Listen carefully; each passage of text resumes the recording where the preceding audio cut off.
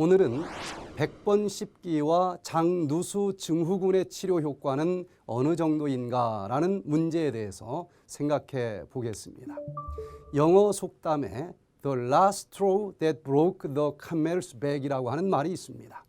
별것 아닌 지푸라기일지라도 계속 누적되어 쌓이면 마지막 지푸라기 하나가 낙타의 등뼈를 부러지게 한다는 말입니다. 사소한 습관일지라도 오랜 세월 동안 누적되면 건강에 큰 영향을 미치게 됩니다. 100번씩 충분히 씹지 않고 너무 빨리 먹는 습관이 일평생 누적되면 장누수 증후군을 비롯해서 심각한 불치병들이 발생하고 도중에 생명의 등뼈가 부러지는 불행이 닥쳐올 수도 있습니다.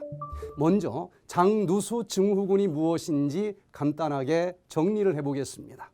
소장과 대장의 장관은 음식물의 소화, 흡수, 배설이라고 하는 기본적인 기능 외에 장관 점막이 관 내 미생물이나 이들의 부산물, 항원, 독소 등의 혈류로 유입되는 것을 차단하는 방어벽으로서의 면역학적인 기능도 수행한다는 것입니다.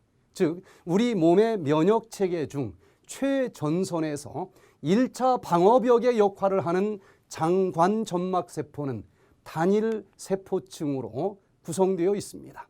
일정한 세포 사이의 간격을 유지하고 있는 것입니다.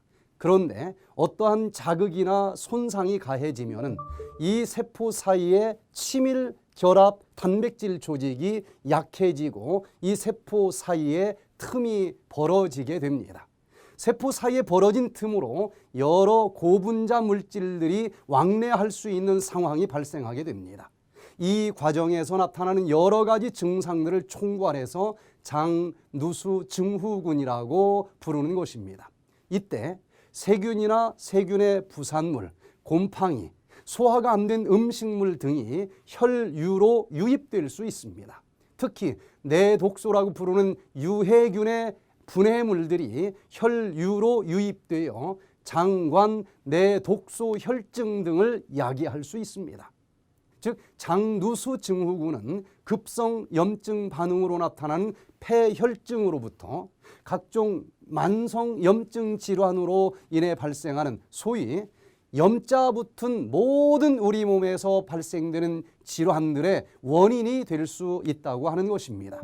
장누수 증후군을 일으키는 흔한 원인으로는 아스피린과 같은 비스테로이드성 항염증 제제를 장기간 먹었든지 항생제와 스테로이드를 꾸준히 습관적으로 먹었든지 아니면 항암 화학요법이나 방사선 치료를 받은 경우 또 부패한 음식을 먹었든지 중금속이나 독성 물질들을 섭취했을 때 아니면 지나치게 자극적인 음식물을 섭취하거나 특정 음식물에 과민한 반응을 나타내는 경우 또 알코올을 과다 복용했을 때에 다발성 외상을 입었을 때 급성 만성 정신적 스트레스에 노출되었을 때 또는 만성적인 장관의 세균, 기생충, 이스트 등의 감염으로 장관 정상 세균 총의 이 조성의 변화가 찾아왔을 때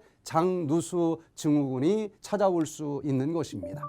밥을 먹을 때는 입에서 100번 정도 충분히 씹어서 먹어야만 합니다. 충분히 씹을 때 입에서 침이 나옵니다.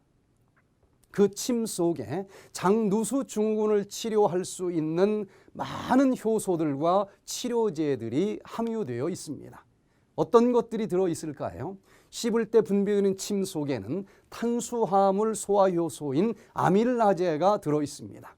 또 침 속에는 지방질 소화효소인 리파제도 들어있고 또 항체인 글로불린 A, 또 바이러스와 싸우는 락토페린, 또 균과 싸우는 라이소자임, 또 여러 가지 쓰레기 단백질들을 분해하는 효소인 리소솜, 또 과산화 수소와 같은 활성산소를 제거해주는 항산화제인 페록시다제, 뼈와 치아를 형성하고 혈액순환을 증가시켜 주기 때문에 노화 방지 호르몬이라고 하는 이름까지 가지고 있는 파로틴, 뇌 신경 기능을 회복시켜주는 신경성장인자, 탄산칼슘이 주 성분인 치석을 방지해주는 뮤신, 미뢰의 생성을 도와주는 거스틴과 같은 호르몬, 참으로 이 장누수 증후군을 치료하는 데 관계되는 모든 종합적인 영양 성분들이 씹을 때 침과 함께 분비가 되기 때문에 100번씩 충분히 씹어서 먹을 필요가 있다는 것입니다. 100번씩 충분히 씹을 때에 침이 분비되면서 그 침 속에 영양 성분들을 장 속의 육모에서 흡수될 수 있는 크기로 잘게 소화시켜주는 각종 효소들이 들어있고, 또 바이러스와 세균들과 그리고 곰팡이까지 다 죽여주는 각종 항균성 성분들, 그리고 독소들을 분해하는 효소들이 풍부하게 분비되면서 장누수 증후군이 예방되고 치료되는 데 큰 도움이 될 수 있다고 하는 것입니다. 100세 시대의 행복은 건강이 좌우합니다. 오늘은 100번씩 꼭 씹는 습관과 함께 장누수 증후군이 없이 건강한 100세 시대를 맞이하시기 바라면서 천문천답 강좌를 마칩니다. 감사합니다.